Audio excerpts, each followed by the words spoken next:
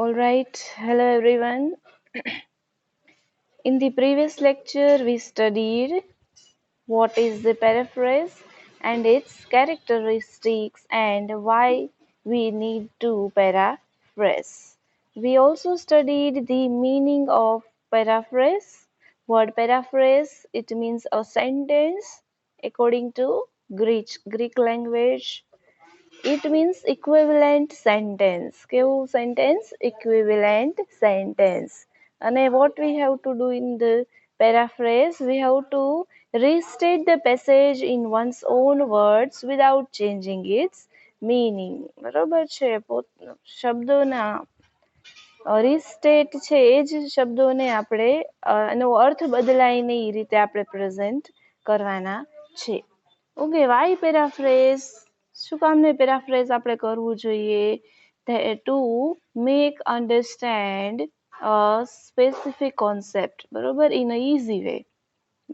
M I right? બરોબર છે. જે પણ ડિફિકલ્ટી છે એને ઇઝીલી અન્ડરસ્ટેન્ડ કરવા માટે અથવા ફર્ધર ક્લારિફિકેશન માટે we need to paraphrase. Clear? Okay, we also studied the characteristic, lucid expression, objectivity, clarification, etc. Chalo, today we are going to study the style, or we can say types of paraphrase. See, there are two types of paraphrase. First is long paraphrase and second is short paraphrase. Okay, today we are going to discuss about long paraphrase. If it's possible, we'll be studying both of the paraphrase. Okay, let's see. Long paraphrase, we'll be studying its meaning and also the illustration of each paraphrase. Okay, chalo. First, we'll see the meaning. What is long paraphrase? Okay, a paraphrase is not exactly concerned with elaboration. Rather, its center of focus is simplification and systemization of the text. શું કે છે? પેરાફ્રેઝ છે એ ઇલેબોરેશન સાથે concert નથી. કોઈ છે specific word છે, concept છે, એને ઇલોબરેટ નથી કરતું, એટલે એને વધારે ડિસ્ક્રાઇબ નથી કરતું, બટ એનો ફોકસ શું છે? સિમ્પ્લિફિકેશન. સિમ્પ્લિફિકેશન એટલે કે જે કોન્સેપ્ટ છે એને સિમ્પલી એક્સપ્લેન કરવું, અને સિસ્ટમાઇઝેશન ઓફ ટેક્સ્ટ એટલે સિસ્ટમેટિકલી ટેક્સ્ટને રીસ્ટેટ કરવું, એટલે ફરીથી એક સ્વરૂપ આપવું. For instance, here is the passage in which the author has attempted to highlight the importance of pure science. અહીંયા બરોબર છે, ઓથર શું અટેમ્પ કરે છે? અટેમ્પ એટલે અફર્ટ કરવું, બરોબર છે, પ્રયત્નો કરવા. શું પ્રયત્ન કરે છે? To highlight the importance of pure science. ચલો, એક એક્ઝામ્પલ આપેલું છે તમને, એમાં સાયન્સનું ઇમ્પોર્ટન્સ હાઇલાઇટ કરવામાં આવ્યું છે. Let study the illustration. Okay, knowledge sought directly for its practical. ચલો, આ એક્ઝામમાં બરોબર છે તમને ક્વેશ્ચન આન્સરમાં નથી આવતું, બરોબર, but for our information we are studying it, but it's very important to understand such paraphrase. સમજવું જરૂરી છે. Knowledge sought directly for its practical applications will have immediate and foreseeable success. શું કહે છે કે નોલેજ છે કે જે પ્રેક્ટિકલ એપ્લિકેશનથી રિસીવ થયું હોય, બરોબર છે, but not the kind of important reason, બરોબર, જે એ પ્રેડિક્ટેડ સક્સેસ આપી શકે છે, બરાબર, એટલે પ્યોર પરફેક્ટ સક્સેસ નથી આપી શકતું. નોલેજ છે જે પ્રેક્ટિકલ એપ્લિકેશનથી આપણે મળે છે, બરોબર, એ ફોરસીએબલ સક્સેસ છે, એટલે પ્રેડિક્ટેડ સક્સેસ છે, but not the kind of important result whose revolutionary scope is unforeseen. બરોબર, તો કે એવું તમને એવું ઇમ્પોર્ટન્ટ રિઝલ્ટ તમને એનાથી નહીં મેળવી શકો. કેની વાત કરે છે અહીંયા? નોલેજની વાત થાય છે, બરોબર છે. If the Greek mathematician had not applied themselves to the investigation of conic sections zealously and without least of suspicion that it might someday be useful, it would not have been possible century later to navigate far from sure. શું કીધું છે કે જો Greek મેથેમેટિશિયને એનું science બરોબર છે એને apply ન કર્યું હોત, બરોબર છે, કોનિક સેક્શન્સ એટલે કે જે પણ સી નું નોલેજ છે એને જીરિયસલી એટલે ઉત્સાહથી એને ઇન્વેન્ટ ન કર્યું હોત, સ્ટડી ન કર્યું હોત, બરોબર, તો જે સીશોરનું નોલેજ છે બરોબર, એટલે કે સીના પ્લાન્સ છે, સીના રૂટ છે બરોબર, એ હજુ પણ આપણે ફાઇન્ડ આઉટ કરી શક્યા ન હોત. સેન્ચુરીઝ લેટર એટલે કે ઘણી સેન્ચુરી પછી આ નોલેજ આપણે મળ્યું છે બરોબર. પણ એના માટે ગ્રીક મેથેમેટિશિયને કેટલા એફર્ટ લીધા હશે. Okay, this is the importance of knowledge. The first men to study the nature of electricity could not imagine that their experiment carried on because of mere intellectual curiosity would eventually lead to modern electric technology. શું કીધું છે કે nature of ઇલેક્ટ્રિસિટીને study કરાડા first man બરોબર છે એને જો એક્સપેરિમેન્ટ ન કર્યા હોત બરોબર છે, એને એના એફર્ટ ન કર્યા હોત ઇલેક્ટ્રિસિટી ફાઇન્ડ આઉટ કરવાના બરોબર છે, તો અત્યારે આપણે જે લાઈફ જીવી રહ્યા છે કદાચ એક સપનું જ હોત. Let's see. જો શું કીધું છે, without which we can scarcely conceive of contemporary life બરોબર, અત્યારની પ્રેઝન્ટ લાઈફ છે એ શક્ય બનત જ નહીં. Pure knowledge is valuable for its own sake બરોબર, પ્યોર નોલેજ, અહીં સાયન્સની વાત થાય છે, knowledge is valuable for its own sake બરોબર, કિંમતી છે because human spirit can not resign itself to ignorance બરોબર, બિકોઝ હ્યુમન સ્પિરિટ એટલે હ્યુમન પોતે છે એ ઇગ્નોર ન કરી શકે નોલેજને. But in addition, it is the foundation for practical result that would not have been reached if this knowledge had been not sought disinterestingly.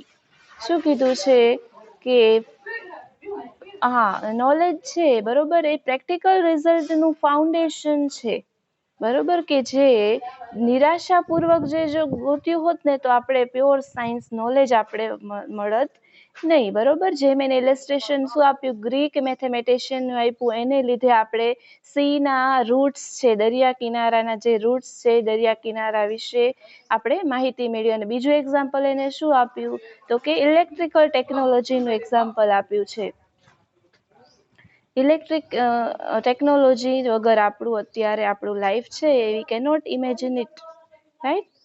ચલો, તો અહીંયા બે એક્ઝામ્પલથી એને શું પ્રૂફ કર્યું છે, ઇમ્પોર્ટન્સ ઓફ નોલેજ એટલે importance of pure science. Okay, ચલો, અને આ પેરેગ્રાફ છે ડિસઇન્ટરેસ્ટેડલી એટલે નિરાશાપૂર્વક જો આ લોકોએ એફર્ટ ન કર્યા હોત બરોબર છે, આઈ મીન ઉત્સાહથી કર્યા છે, જીરિયસલી કર્યા છે, એટલે જ આપણે નોલેજ આપણે સાયન્સ એના ફોર્મમાં આપણે રિસીવ કર્યું છે. અને આ પેરેગ્રાફ આમર્ત્ય સેન બરોબર છે, ફેમસ ફિલોસોફર ઇકોનોમિસ્ટ છે બરોબર, એના દ્વારા લખવામાં આવેલું હતું બરોબર. હવે આપણે એનું લોંગ પેરાફ્રેઝ કરવાનું છે, એટલે કે જે કોન્સેપ્ટ છે એને ડિસ્ક્રાઇબ આપણે વર્ડ્સમાં કરવાનું છે, બટ એનો મિનિંગ નો ચેન્જ થવો જોઈએ. જો આનો મેઇન એમ શું છે કે સાયન્સને ઇમ્પોર્ટન્સ આપવાનું છે બરોબર. Here is the paraphrase of the text. In the passage, author highlights the importance of research and study in the realm of pure science. શું કીધું છે તો કે અહીંયા ઓથર છે એ રિસર્ચ અને સ્ટડીને બરોબર એ સાયન્સના ફિલ્ડમાં હાઇલાઇટ કરે છે, એનું મહત્વ સમજાવે છે. For him, science is the discipline to understand the mystery of nature and universe in a systematic manner. બરોબર છે, એના માટે એટલે કે ઓથર કોણ છે, અમર્ત્ય સેન. એના માટે સાયન્સ છે એ ડિસિપ્લિન છે, શિસ્ત છે કે જે શું સમજાવે છે, to understand the mystery of nature, નેચરની મિસ્ટ્રી રહસ્ય જાણવા માટે સાયન્સ ઇમ્પોર્ટન્ટ છે, and universe in the systematic manner, અને યુનિવર્સને સમજવા માટે પણ science is highly essential. It implies that any study can be called scientific if it is verifiable by other people because it is logical and systematic. શું કીધું છે કે જે પણ નોલેજ છે એ સાયન્ટિફિક કહી શકાય જો it is if it is verifiable by other people, કે જે બીજા દ્વારા એગ્રી હોય, બીજા દ્વારા એક્સેપ્ટ થયેલું નોલેજ હોય, બરોબર, ચેકડ હોય, એને આપણે સાયન્ટિફિક કહી શકાય. શા માટે? Because it's logical and systematic. બરોબર, કારણ કે તે લોજિકલ અને સિસ્ટમેટિક છે, સિસ્ટમથી પ્રૂવ કરેલું છે. From this point of view, the author finds no difference between pure science and applied science. બરોબર, આ પોઈન્ટ ઉપરથી ઓથર છે એ પ્યોર સાયન્સ અને અપ્લાઇડ સાયન્સનું ડિફરન્સ એટલે એમાં તફાવત શોધ મળતો એને નથી. After all, applied science like engineering and medicines are based on our systematic knowledge of natural phenomena. શું કીધું છે કે તો છેલ્લે તો એન્જિનિયરિંગ અને મેડિકલ આ બધા અપ્લાઇડ સાયન્સ છે, એટલે કે કોઈ પણ સાયન્સના પ્રિન્સિપલ ઉપર જે એના ઉપરથી કોઈ પણ સ્ટડી કરાતું હોય, સાયન્ટિફિક પ્રિન્સિપલ, નેચરલ ફેનોમેના ઉપરથી, એને આપણે અપ્લાઇડ સાયન્સ કહીએ છીએ. પ્યોર સાયન્સ એટલે કે જે મેઇન છે, અને અપ્લાઇડ સાયન્સ એટલે કે જે સેન્ટ્રલ આઈડિયાનો ઉપયોગ કરીને બીજું સાયન્સનું ઉત્પત્તિ કરે છે એ. ઓકે, તો અહીંયા અપ્લાઇડ સાયન્સ છે કેવું, like engineering and medical are also based on systematic knowledge of natural phenomena. However, some people take a short-sighted view. બરોબર, તો શું કે છે, તો અમુક લોકો છે શોર્ટ સાઇટેડ વ્યૂ એટલે કે ધ્યાનથી આ વસ્તુ જોતા નથી. They maintain that we put all our energy and resource in area of applied science. બરોબર, તો એ શું વિચારે છે કે આપણી એનર્જી અને રિસોર્સિસ છે ને આપણે અપ્લાઇડ સાયન્સમાં આપણે એનો યુઝ કરીએ છીએ. According to author, the history of science tells a different story. બરોબર, પણ ઓથર શું કહે છે કે સાયન્સની હિસ્ટ્રી છે એ અલગ કંઈક સ્ટોરી કહે છે. He gives 2 example to prove his point. બરોબર, 2 એક્ઝામ્પલ આપે છે. Ancient mathematicians studied geometry, specially conic section in depth. પહેલું એક્ઝામ્પલ આપણે જોયું હતું કે મેથેમેટિશિયન છે એ જીઓમેટ્રી સ્ટડી કરે છે, સ્પેશિયલી કોનિક સેક્શન ડીપમાં. Okay, in Middle Ages, the first example હવે second example. In the Middle Ages, first છે.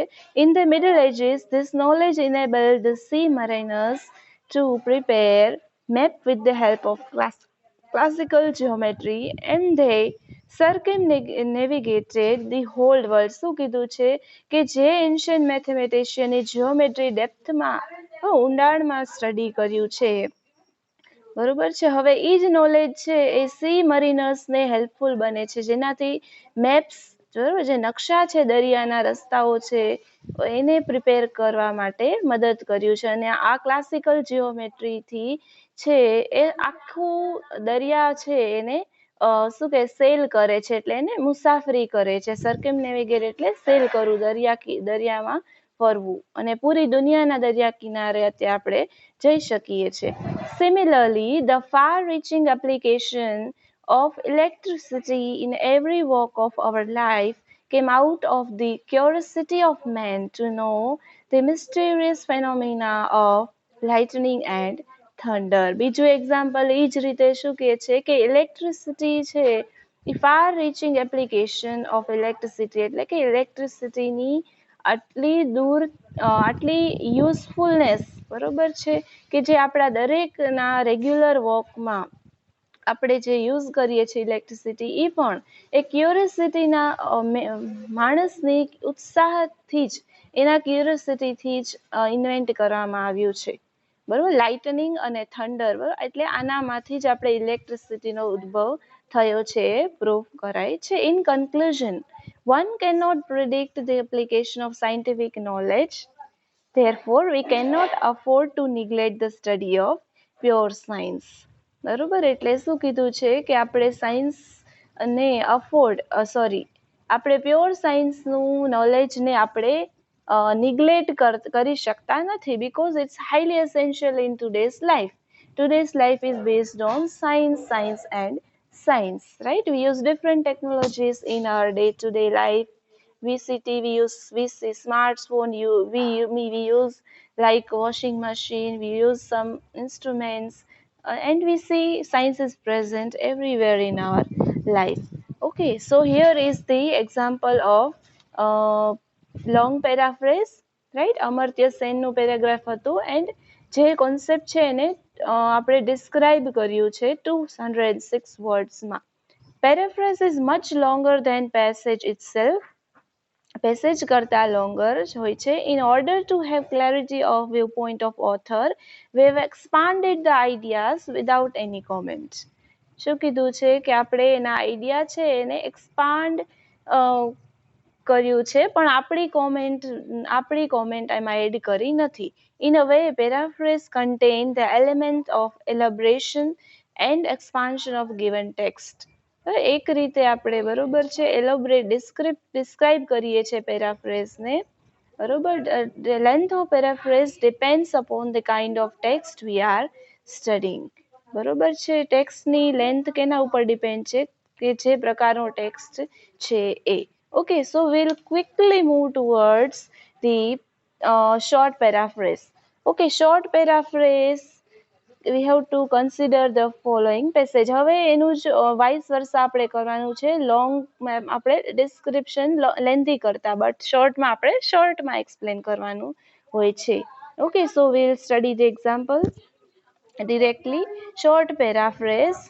Discovered in the early 1800s and named nicotine, the oil essence now called nicotine is the main active ingredient of tobacco. બરોબર, શું કીધું છે? Early 1800sમાં નિકોટિનાઇન નામનું એક oil essence હતું જે અત્યારે નિકોટીન તરીકે ઓળખાય છે અને ટોબેકોમાં એ એક્ટિવ ઇન્ટિગ્રેન્ટ એટલે ટોબેકોમાં એ પ્રેઝન્ટ હોય છે. Nicotine however is only a small component of cigarette smoke which contain more than 4,700 chemical compound including 43 cancer causing substance. શું કીધું છે કે નિકોટાઇન છે એના 4,700 કેમિકલ કમ્પાઉન્ડ હોય છે જેમાં 43 કેન્સર કોઝિંગ સબસ્ટેન્સ એટલે જે કેન્સર ઉત્પન્ન કરે એવા 43 સબસ્ટેન્સ હોય છે. In recent times, scientific research has been providing evidence. Evidence means proof that years of cigarette smoking vastly increases the risk of developing fatal medical condition. બરોબર, recent time અત્યારના ટાઈમના સાયન્ટિફિક રિસર્ચે શું prove કર્યું છે? જો કે ઝાઝા વર્ષ જો કોઈ સિગારેટ સ્મોક કરે તો એની વાસ્ટલી એટલે ઇમેન્સલી એટલે એની વિશાળ રીતે એ શું ઇન્ક્રીઝ કરે છે? મેડિકલ કન્ડિશન્સ, ફેટલ એટલે ટફ મેડિકલ કન્ડિશન ડેવલપ કરે છે બોડીમાં, એનું રિસ્ક રહે છે. Passive smoking, breathing in of the side stream smoke from the burning of tobacco between puffs of the smoke exhaled by smoker also causes a serious healthy risk. શું કહે છે કે જે કોઈ પણ વ્યક્તિ જ્યારે સ્મોક કરતો હોય તેની બાજુમાં બેઠેલા વ્યક્તિને પણ એનું રિસ્ક રહે છે. સ્મોક જે એક્ઝાલ્ટેડ બરોબર જે શ્વાસમાંથી બહાર આપણે એક્ઝાલ્ટ કરીએ છીએ બરોબર છે તો એ પણ સિરિયસ હેલ્થ રિસ્ક માટે રિસ્પોન્સિબલ છે. પછી શું કહે છે? A person who sits along with a cigarette smoking person does a passive smoking because nicotine and other cancer causing substance get deposited in the lungs. બરોબર, હવે જે એની બાજુમાં બેઠેલો વ્યક્તિ છે but if he is not smoking, જે smoking નથી કરતો but he is taking breath, right? He is taking oxygen, he is taking the smoke of that cigarette, that will also that will deposit in the lungs. બરોબર, lungs એના લંગ્સમાં પણ deposit કરવામાં આવે છે. Okay, here is the main idea.